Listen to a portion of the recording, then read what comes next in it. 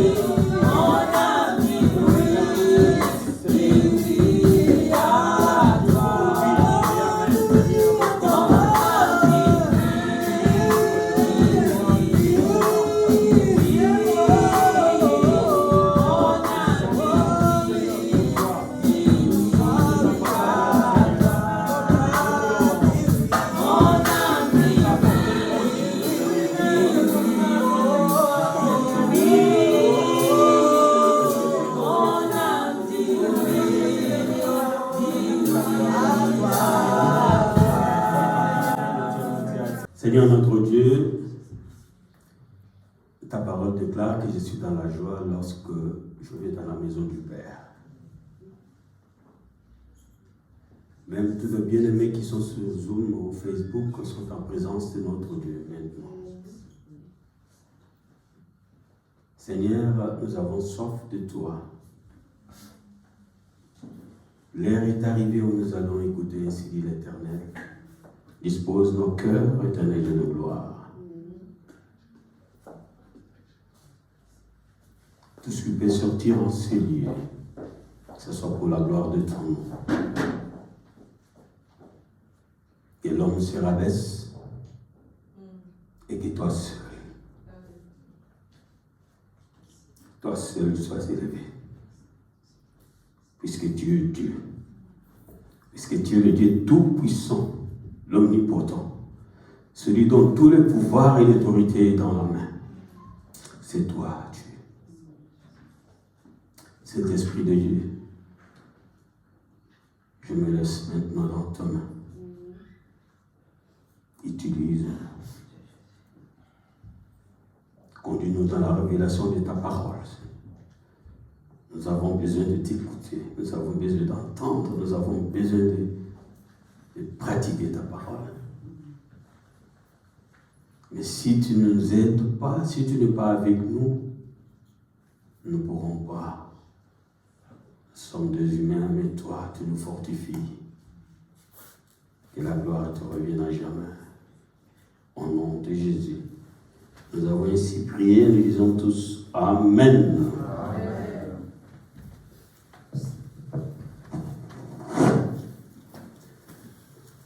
Bien-aimés, je vous salue au nom de notre Seigneur et Sauveur Jésus-Christ.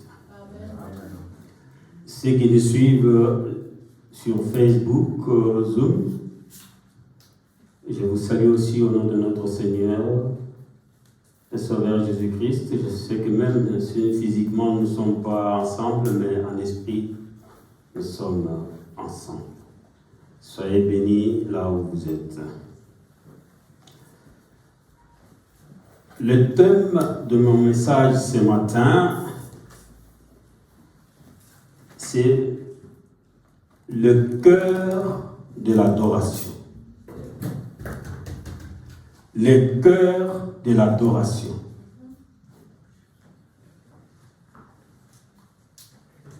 Nous avons le passage principal, comme nous pouvons dire, dans Romains 12, verset 1, et Romains 6, verset 13, B. Mais tout au long de la prédication, il y aura des versets satellites qui vont apparaître. Mais soyons toujours focalisés sur ce que nous avons donné comme verset principal.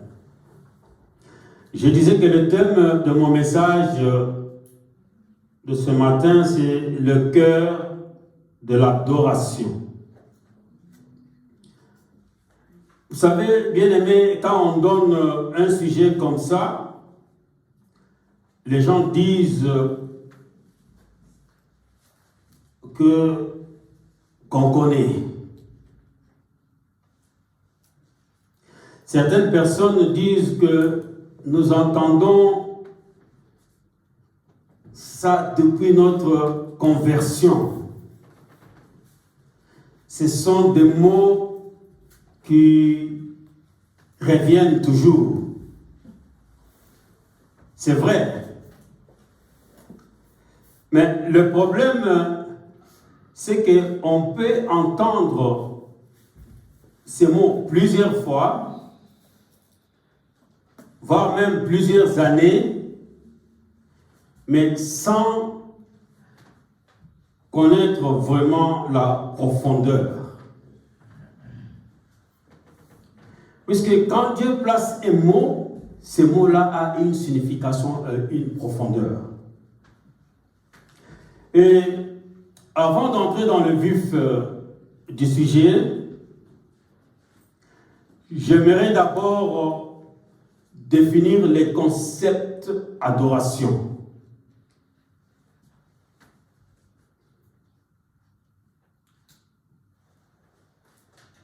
C'est un concept qui a plusieurs volets, mais avec l'aide du Saint-Esprit, je voudrais définir selon ma petite compréhension. Je vais essayer d'aller d'une manière simple et pratique. Adoration ou adorer, c'est rendre un culte à Dieu. Ça, c'est la définition qu'on peut dire générale un peu partout, même dans le dictionnaire. Rendre un culte à Dieu. Puisque je crois que dans le mot hébreu, culte présente adoration. C'est un hommage à la divinité. Donc, adorer, c'est révérer. Révérer, c'est traiter avec un profond respect. Je voudrais que nous puissions... il y a plusieurs définitions. Mais le peu que j'ai, je voudrais que nous puissions bien assimiler, bien comprendre quand nous venons adorer. Et adorer, c'est quoi? Louer, c'est quoi? Mais je serai beaucoup plus focalisé sur adorer. Donc, je disais révérer. Révérer, c'est encore honorer. Adorer, c'est exalter. Tout à l'heure, nos enfants ont chanté « Nous t'élevons plus haut ». Exalter, c'est élever plus haut. Le Seigneur est plus haut. Au-dessus de lui, il n'y a personne. Il est le seul. Nous le célébrons. Adorer, c'est se prosterner avec révérence. C'est-à-dire montrer notre totale obéissance et respect envers notre Dieu. Donc, ce qui veut dire que l'adoration est centrée sur Dieu seul.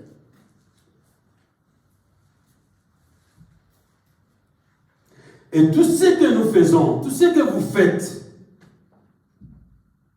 et qui fait plaisir à Dieu, est un acte d'adoration. David a dit dans le psaume 103 que tout mon être loue l'Éternel.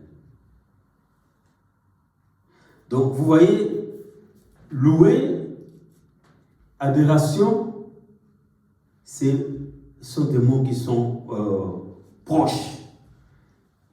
La petite différence que nous pouvons déceler, c'est que nous louons Dieu pour ce qu'il a fait ou ce qu'il fait dans nos vies. Nous pouvons dire en termes plus larges que c'est comme une expression d'admiration et d'approbation. Donc, c'est-à-dire remercier, louer, remercier le Seigneur pour tout le bien qu'il fait pour nous.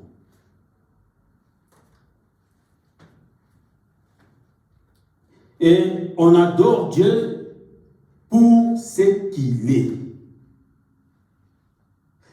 Nous louons pour ce qu'il a fait, ce qu'il fait et qu'il fera toujours. Nous devons témoigner, nous devons le remercier. Mais ici, nous l'adorons pour ce qu'il est dans nos vies. Dieu est quoi dans notre vie? C'est un Dieu tout-puissant. C'est Elohim le Créateur. C'est lui l'omnipotent. C'est Jéhovah Nissi. Et tous les attributs que vous pouvez lui donner. Donc, Dieu veut que nous puissions l'adorer. C'est un Dieu jaloux. Il fait que l'adoration soit pour lui seul. Voilà même pourquoi Jésus a dit, mon Père cherche le vrai adorateur, qu'il adore en esprit et en vérité. Mais, vous savez, adorer en esprit, c'est le connaître. Avoir une connaissance de qui il est. On ne peut pas adorer en esprit lorsqu'on ne connaît pas. Donc, il y a une sorte de relation intime.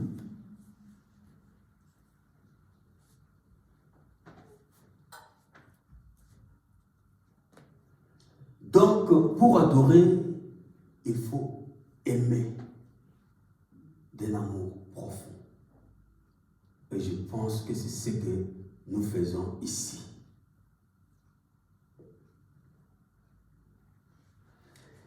Et la vérité, puisque Jésus a dit, mon Père cherche des adorateurs qu'il adore en esprit et en vérité. En esprit, il faut connaître celui qu'on adore. Il faut l'aimer passionnément. Et en vérité, mais vérité c'est Jésus lui-même. Il a dit, je suis la vérité, la vie et le chemin. Et je suis la vérité, le chemin et la vie.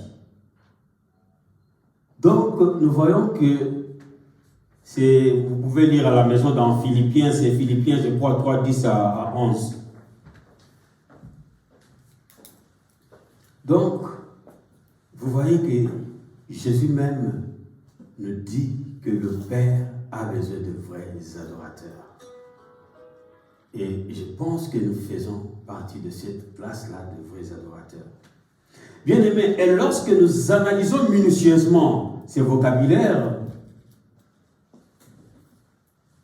nous comprenons que adorer, c'est se mettre dans une attitude de soumission, de prosternation devant Dieu pour lui obéir et lui rendre hommage. Nous sommes ensemble.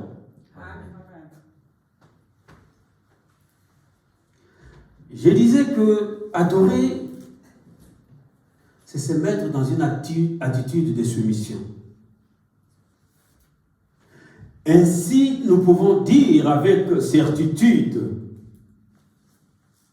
le cœur de l'adoration, c'est la soumission. Vous savez, bien-aimés, la soumission est un mot impopulaire presque autant que l'esclavage, puisque elle sous-entend un abandon. Se soumettre, c'est admettre sa défaite.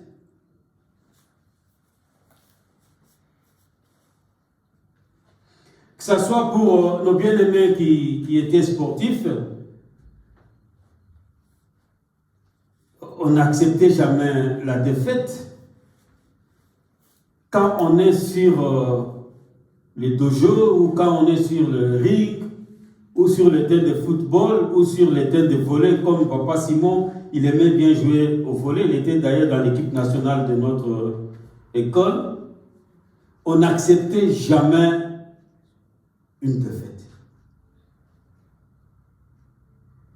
Donc, c'est-à-dire, quand on est soumis, on accepte une défaite.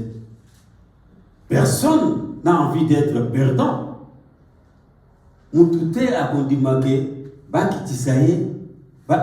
dans notre nature humaine, on veut toujours être gagnant.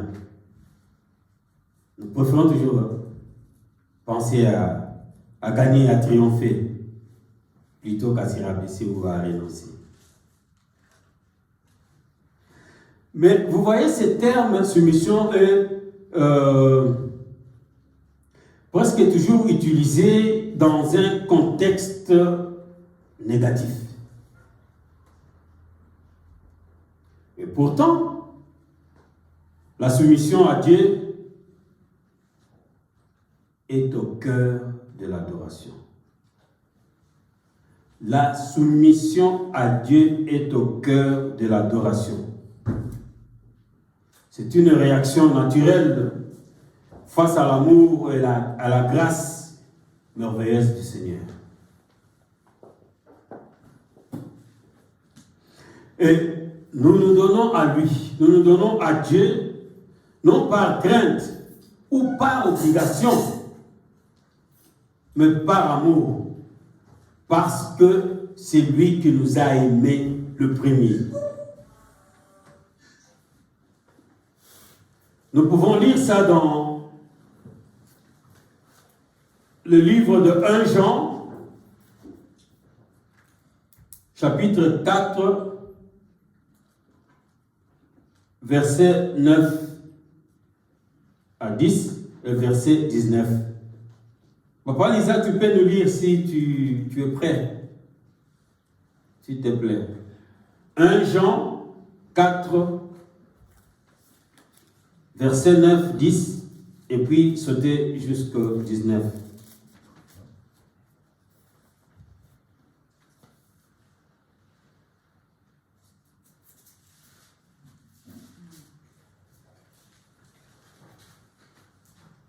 Je lis au nom de Jésus. 1 Jean, chapitre 4. 1 Jean chapitre 4, verset 9, à partir du verset 9. Je lis au nom de Jésus. Oui. L'amour de Dieu a été manifesté envers nous en ce que Dieu a envoyé son Fils unique dans le monde, afin que nous vivions par lui. Et cet amour consiste non point en ce que nous avons aimé Dieu, mais en ce qu'il nous a aimés et a envoyé son Fils comme victime expiatoire pour nos péchés. Verset 19. Verset 19. Pour nous l'aimons parce qu'il nous a aimés le premier. Si quelqu'un dit j'aime. Amen. Amen. Amen. C'est bien. C'est Dieu qui nous a aimés le premier. Voilà pourquoi nous devons l'aimer. Vous pouvez aussi lire dans Romains 5, 8 à la maison, toujours pour enchérir. Donc, et si vous voyez dans tout ça, la plus grande manifestation de cet amour, c'est le sacrifice du Fils de Dieu pour nous. Bien-aimés, si vous souhaitez savoir à quel point vous, ou à quel point, disons-nous, nous comptons pour Dieu, regardez Christ à la croix, le bras ouvert. Il dit, je préfère mourir plutôt que de vivre sans toi. Quel amour! Dieu est merveilleux. Dans Romains 12, 1, Paul nous encourage à soumettre entièrement notre vie à Dieu dans l'adoration.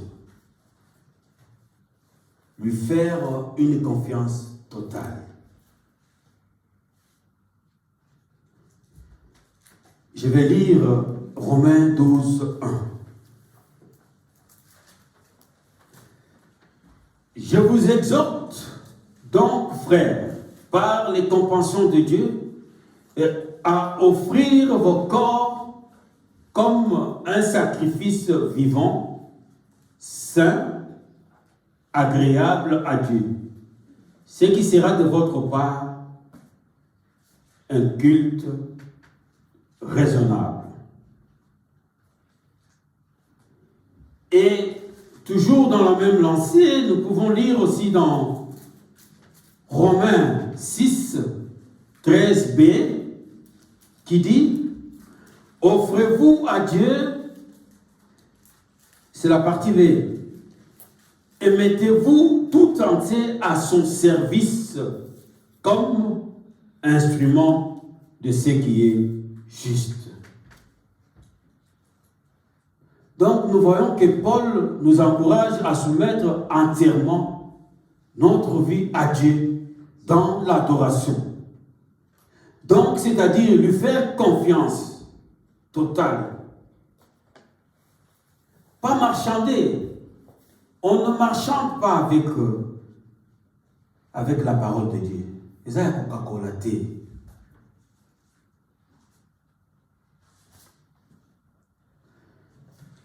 Ce qui prouve la soumission, bien-aimé, c'est l'obéissance. Ce qui prouve la soumission, c'est l'obéissance. Quand Dieu vous demande quelque chose, répondez « Oui, Seigneur ». Puisque en nous créant, Dieu a formulé le projet de bonheur pour ses enfants, pour nous tous. Pas de malheur. Je ne sais pas s'il y a plusieurs Bibles, s'il y a une Bible qui a dit ça. Mais c'est le projet de bonheur.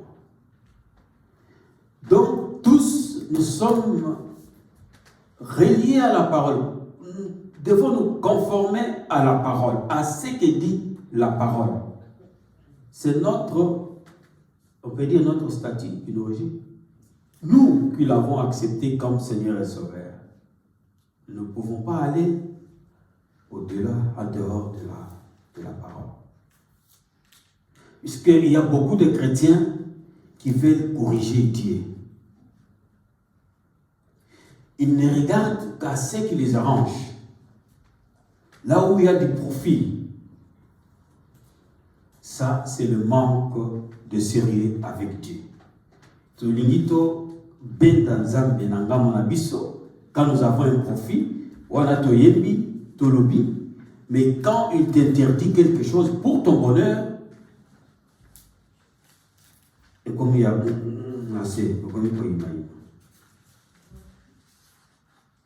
ça c'est le manque de sérieux avec Dieu. Nous devons être sérieux avec Dieu. Dieu ne nous dit pas qu'il faut louer un jour et ne pas louer le jour suivant. Ou bien louer seulement quand cela nous arrange.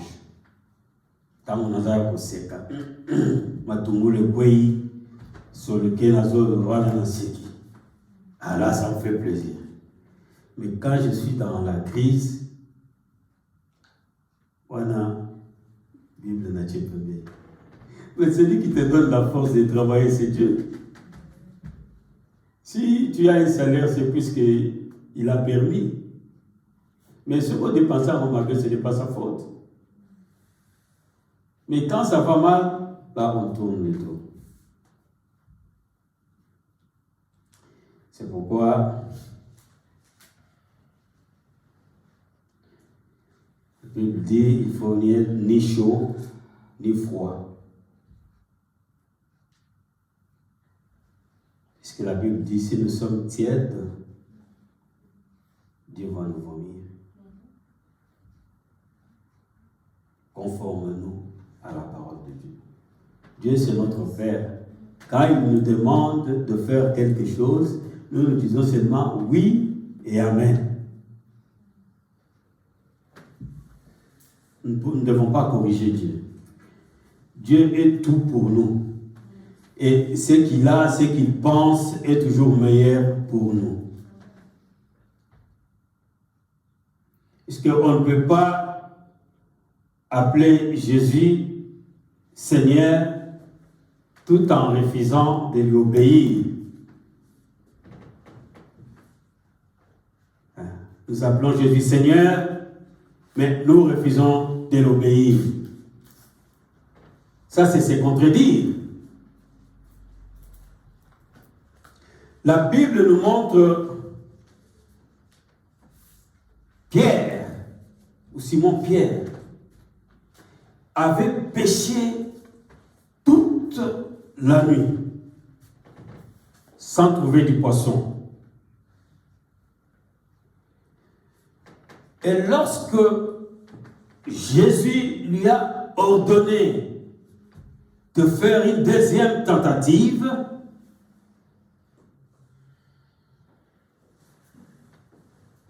Pierre a répondu par un acte d'obéissance. Pierre a répondu par un acte d'obéissance. Imaginez-vous, la profession de Pierre, c'est un pécheur. Il a péché il est allé toute la nuit sur l'eau. Il n'a rien trouvé. Rien. Toute la nuit. Celui qui était un grand pécheur. Mais toute la nuit, il n'a rien trouvé. Mais voilà que Jésus vient, il lui ordonne de faire une deuxième tentative.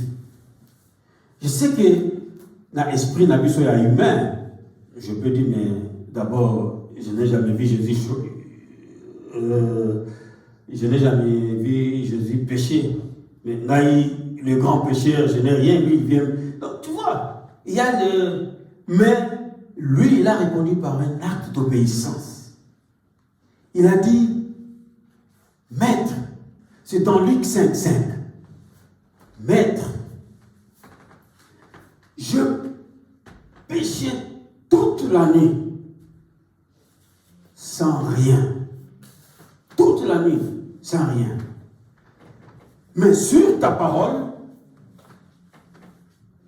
je dis bien, mais sur ta parole, c'est-à-dire, il a fait confiance. Il a dit que, non, sur ta parole, je jette le filet.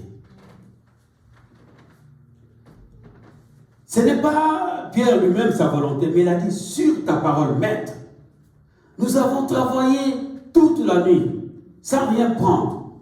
Mais sur ta parole, je lâcherai le filet. Bien-aimés, les personnes soumises obéissent à la parole de Dieu. Même si cela n'a aucun sens, il faut faire confiance à Dieu. Vous savez, et quel a été les résultats? Est-ce que quelqu'un peut me dire quel a été les résultats? Il a eu beaucoup de poissons et le panier a même débordé. Pourquoi? Puisqu'il a fait confiance à Jésus-Christ, le Dieu Tout-Puissant. Bien-aimé, Seigneur Jésus, c'est un phénomène.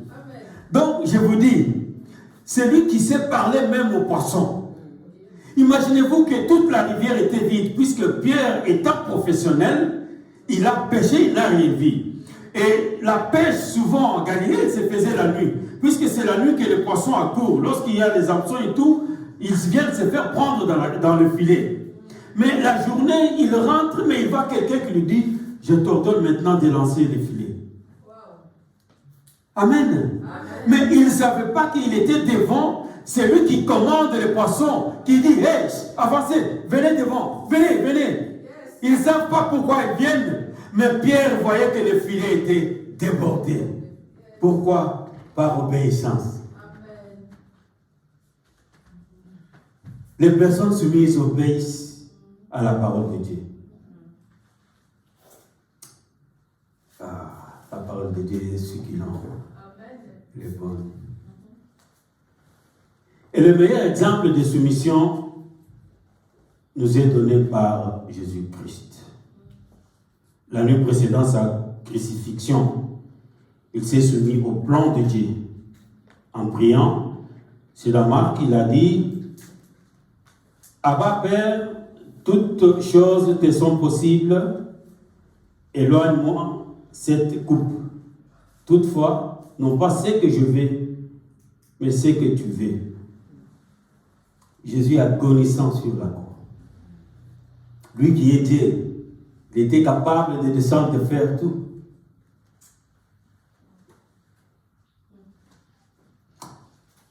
Mais il a été soumis à Dieu. Il a dit, Père, pas ma volonté. Puisque ma volonté, je ne saurais pas. Mais que ta volonté soit faite. Si cette volonté est pour ta gloire, si je dois mourir pour ta gloire, que ta volonté soit faite. Est-ce que nous laissons Dieu diriger nos vies, nos pensées?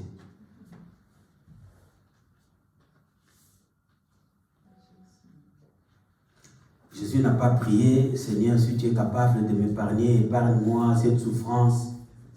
Je te prie de le faire. Puisqu'il avait déjà affirmé dans ce que je vous ai dit tout à l'heure, que Dieu pouvait tout faire. Mais il a dit en revanche, que ta volonté soit faite. Bien-aimé, une soumission totale à Dieu nous apporte beaucoup de bénédictions.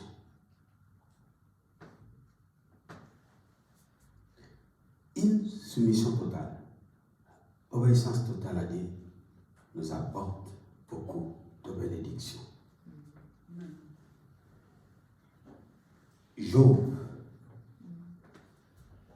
a dit dans Job 22, 21, il a dit, accorde-toi donc avec Dieu. Bien aimé, cette parole, elle est vivante. Donc, si Job parle, c'est-à-dire que nous ici, ça nous concerne. Accorde-toi, Job 22, chapitre 22, verset 21. Accorde-toi donc avec Dieu et tu auras la paix. Par là, ce qui te reviendra sera bon. Est-ce que vous comprenez ça, bien-aimés? Je voudrais qu'on comprenne la profondeur de chaque. J'ai essayé un peu de relever les versets qui sont profonds, les versets qui nous édifient. En d'autres termes, quand nous faisons pleinement confiance à Christ, quand nous nous consacrons à Christ, nous pouvons vaincre les tentations. Nous pouvons vaincre les problèmes. Nous pouvons vaincre les maladies. Nous pouvons vaincre tout ce qui nous ronge lorsque nous sommes en harmonie avec le Père. Nous avons des témoignages dans la Bible. Anne a attendu l'heure parfaite de Dieu sans savoir quand elle surviendra. Joseph a cru au plan de Dieu. Et vous savez qu'il a été béni, richement béni.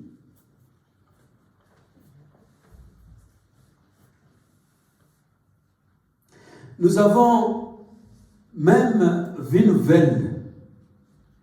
Nous avons des témoignages de la sœur Édith qui a témoigné. Elle a retrouvé la paix. Pourquoi? Puisqu'elle avait mis tout son espoir et confiance en Dieu. Elle a écouté. Puisque, disons que notre rôle, nous sommes des ambassadeurs. Il faut parler, il faut amener Jésus-Christ. Il faut évangéliser. Il faut montrer la gloire de Dieu. Jean. Et cette sœur a écouté la parole. Et elle a fait pleinement confiance à Dieu. Et Dieu l'a exaucée. Puisqu'elle n'avait pas la paix. Le problème, ce n'est même pas la maladie. Mais le problème, c'est qu'elle n'avait pas la paix. Mais Dieu a dit, mais pour que je te donne la paix, il faut que je guérisse l'enfant. Donc il faut que je fasse disparaître la maladie. Et là, tu auras la paix. Amen. L'enfant a été guéri. La prière a été exaucée. Vos prières, nos prières ont été exaucées. Et voilà que notre sœur a retrouvé la paix. C'est ce que Job dit dans Job 22, 21. Accorde-toi avec Dieu. Notre sœur est entrée en harmonie avec Dieu. Notre sœur a cru à la puissance de Dieu. Puisqu'il est l'omnipotent. En dehors de lui, il n'y a personne qui est capable d'enlever la maladie telle qu'il l'a fait. Il est entré en harmonie avec le Seigneur. Il s'est accordé. Et qu'est-ce que Job dit? Et tu auras la paix. Et notre sœur a retrouvé la paix. Amen. Est-ce que ce n'est pas un sujet de gloire? Est-ce que nous pouvons acclamer pour notre Seigneur? Puisqu'il est merveilleux.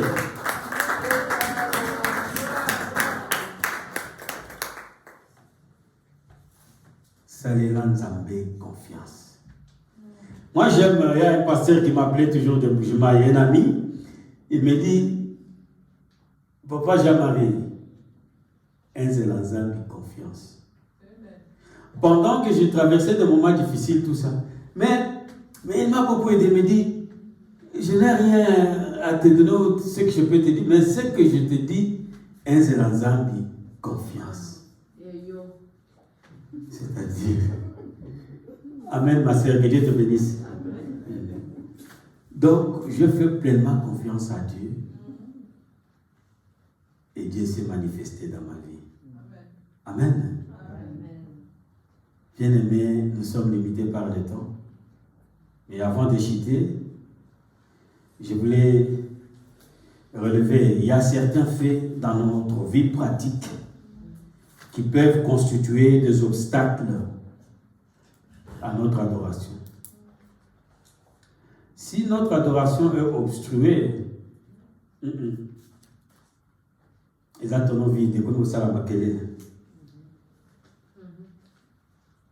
Donc il y a certains faits, beaucoup de koloba, des amakambapa, des amis, tout ça. Non, non. Quand c'est condamnable par la parole de Dieu, quand ce n'est pas conforme à la parole de Dieu, péché est à péché.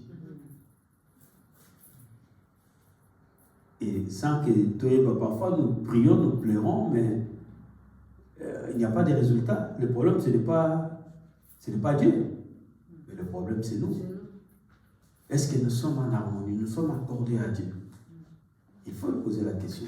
C'est plus simple, hein? Des petits faits que nous vivons dans nos ménages, des petits comme ça, que je vais relever. Il y en a beaucoup, mais j'ai peut-être plus 2 ou 3. Vous pouvez prier, mais lorsqu'il y a des obstacles, Dieu voit que, oui, il prie, mais ça ne montre pas, il n'entend pas.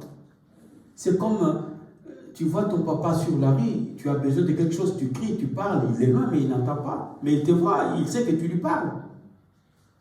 Mais lorsqu'il entend, le papa, il donne toujours la solution. Amen. Donc, j'ai relevé juste 3 petits points. Pas beaucoup. Il y en a beaucoup. Si j'énumère ici, c'est peut-être 1000. Dans ce que nous vivons. Le manque de pardon.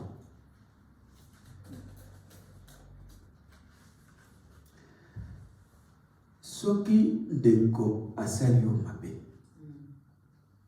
Asegi pardon. Et toi, tu refuses de pardonner.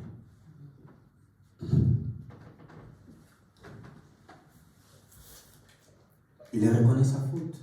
Quand bien même qu'il ne reconnaît, ou bien il aussi va pardonner. Mais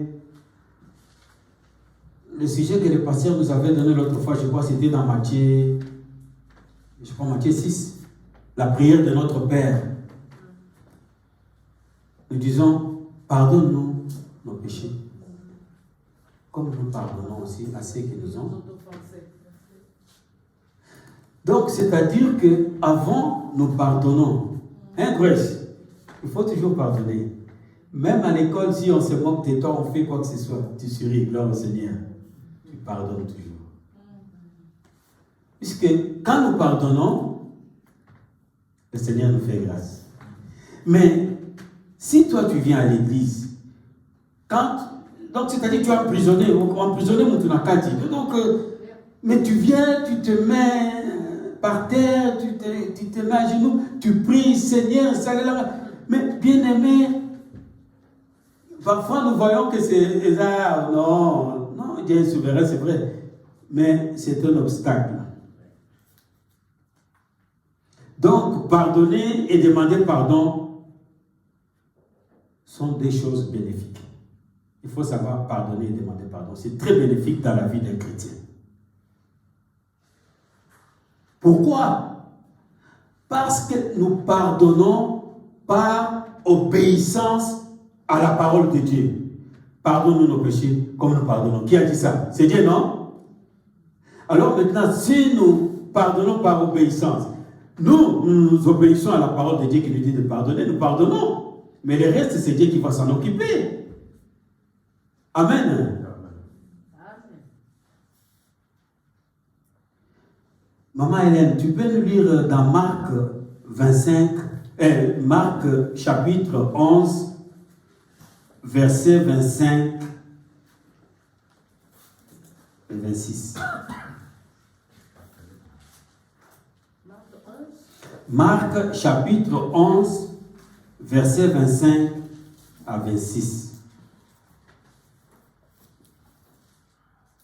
Alléluia. Je lis au nom de Jésus, Marc 11, Chapitre 11, verset 25 à 25 26. à 26. Et quand vous êtes debout pour prier, si vous avez quelque chose contre quelqu'un, pardonnez-lui, afin que votre Père qui est dans les cieux vous pardonne aussi le mal que vous avez fait. Mais si vous ne pardonnez pas aux autres, votre Père qui est dans les cieux ne vous pardonnera pas non plus le mal que vous avez fait. Amen. Amen. Je ne fais aucun commentaire. C'est la parole de Dieu. Amen. Donc, en tant qu'enfant de Dieu, soumettez-nous à la parole de Dieu. Vous pouvez encore enchérir à la maison avec Matthieu 5, verset 23-24.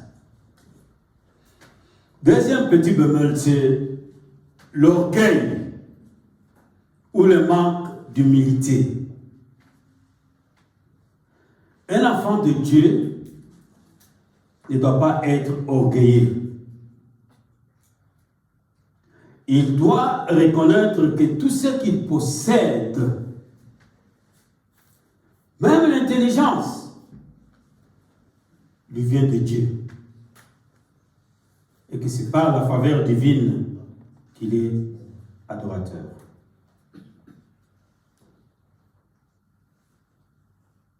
Nous pouvons voir ça dans 1 Corinthiens 4, 7. C'est bien aimé parfois de lire pour que, puisque ce n'est pas moi qui dis, moi j'interprète la parole, mais restons dans la parole. Papa Simon, vous pouvez lire rapidement 1 Corinthiens chapitre 4, verset 7. Je lis la parole de Dieu, 1 Corinthiens 4, verset 7. Car, qu'est-ce qui te distingue? Qu'as-tu que tu n'aies reçu? Et si tu l'as reçu, pourquoi te glorifies-tu comme si tu ne l'avais pas reçu? Amen. Qu'as-tu que tu n'aies reçu? L'intelligence, c'est Dieu qui donne. La santé, c'est Dieu qui donne. Le travail, c'est Dieu qui nous donne. Mais pourquoi tu es orgueilleux? La Bible interdit que nous, enfants de Dieu, nous soyons orgueilleux. Soyons toujours humbles. Lorsque nous sommes humbles, bien-aimés, nous avons toujours des succès en succès. Hosanna. Quelqu'un peut te terrasser. Quand nous étions aux études aux humanités, il y avait un gars. Le gars là, on l'appelait sans souci. Je n'ai jamais vu ce gars-là se fâcher. Au fin, au Lobane Mabé, au Tombo Pelaï, il est toujours souriant. C'était un gars merveilleux. Il était toujours souriant. Et que lorsqu'on regardait, on voyait que le reflétait toujours la joie. Donc, en tant qu'enfant de Dieu, nous devons éviter l'orgueil. Par contre, nous devons développer l'humilité. Et le dernier point, c'est par là que je vais citer, c'est les dettes non payées. Banyongo. Je voulais relever des petits faits dans nos ménages, dans nos vies quotidiennes, des train-train-vie, comme on dit, qui fait que parfois, c'est nous-mêmes qui créons des obstacles dans l'adoration à Bissot. Jésus a dit, mon Père cherche de vrais adorateurs qu'il adore en esprit et en vérité. Et adorer en esprit, c'est connaître, avoir une relation intime, être obéissant. Mais vous êtes vrai adorateur, en même temps vous avez de petits bonhommes qui obstruent votre adoration. Puisque Celui qui ne paye pas ses factures ou ses dettes ne peut pas être un exemple dans le royaume de Dieu. Quel exemple vous allez donner? Il n'y a pas. Mais Dieu veut que nous soyons l'exemple. Au défi, c'est bon. Aux ananyongalita, c'est bon. Mais il faut être discipliné, puisque ce n'est pas que nous avons tout, mais Dieu nous donne toujours même une diplomatie pour que lorsque tu vas même chez l'État, tu lui soumets tes soucis, il va te donner un plan de paiement qui te convient en fonction de ce que tu es, ce que tu es. Et tu verras que si tu respectes ça, tu n'auras pas de problème. Mais parfois, nous voulons soit Otombola Mapeka, soit Kobanda Bokima, donc créer des polémiques. Ça ne peut pas être la Kati Nabiso, ou bien dans la vie d'un enfant de Dieu. Ce sont des histoires à éviter. Même quand tu as fait le vœu que je vais soutenir l'œuvre de Dieu, nakobanda kopesa dîme, nakobanda kopesa action de grâce, offrande. Mais le jour passe, dit mango, et aux hommes en athée. Là, il a son monaté, c'est pas moi, c'est pas mon problème. Mais le problème, c'est à celui que tu as fait le vœu. Celui que tu as fait le vœu, lui, il voit, même dans les secrets. Je ne m'exclus pas. Je suis humain comme vous. J'ai aussi de défauts. Mais nous devons nous réconforter. Nous devons nous entraider pour que nous puissions faire la volonté de Dieu. Mieux vaut ne pas faire un vœu qu'au ça la vérité. Yaya, ne dites pas que Seigneur, je vais te donner ça, ou bien je dis que je vais commencer à te donner quand tu n'es pas mesure. Mais ce que moi seulement je te demande, c'est de rentrer dans la parole. Qu'est-ce que la parole dit? Apportez vos dîmes et vos dons, actions de grâce, pour que l'œuvre de Dieu aille de l'avant. Est-ce que nous sommes obéissants à la parole? Mais nous voulons des miracles. Qui ne veut pas des miracles? Nous voulons des guérisons. Qui ne veut pas des guérisons? Nous voulons toujours avoir des bonnes choses. C'est vrai, nous sommes aspirés à ça. Mais est-ce que nous faisons la volonté de Dieu? Est-ce que nous sommes obéissants? Puisque l'obéissance, c'est le chemin par excellence qui nous amène à la bénédiction, qui nous apporte la bénédiction. La parole est là, nous mettons à côté, nous voulons corriger Dieu. Bien aimé, il faut que tout ça l'attention. Nous devons toujours obéir, puisque ces petites choses ici, ils ont un obstacle dans l'adoration. Dieu mange, vit de l'adoration. Lorsqu'il agrée, lorsqu'il a ses bénis d'adoration, c'est-à-dire que lorsque tu es conforme à sa parole, dans l'obéissance, et lorsque tu adores, ton adoration va tout droit dans le cœur du Seigneur. Et lorsqu'il se réjouit, c'est-à-dire qu'il y a plus.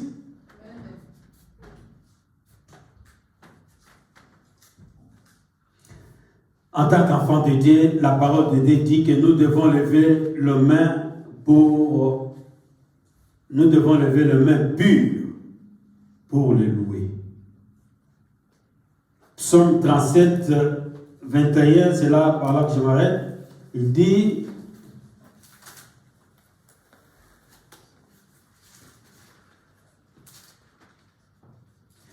Psaume 37, verset 21. Maintenant, on ne voit plus la lumière. Oh, bon, je suis dans Job, pardon.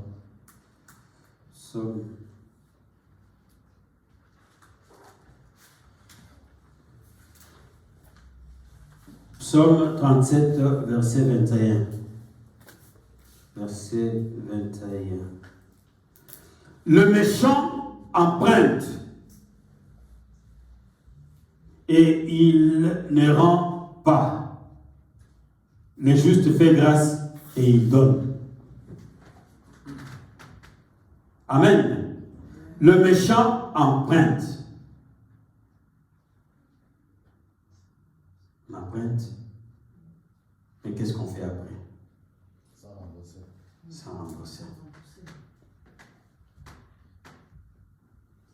Bien-aimé, Paul dit, notre ambition est de plaire au Seigneur. Ça, c'est Paul qui dit, l'apôtre Paul dit, notre ambition est de plaire au Seigneur. Et la soumission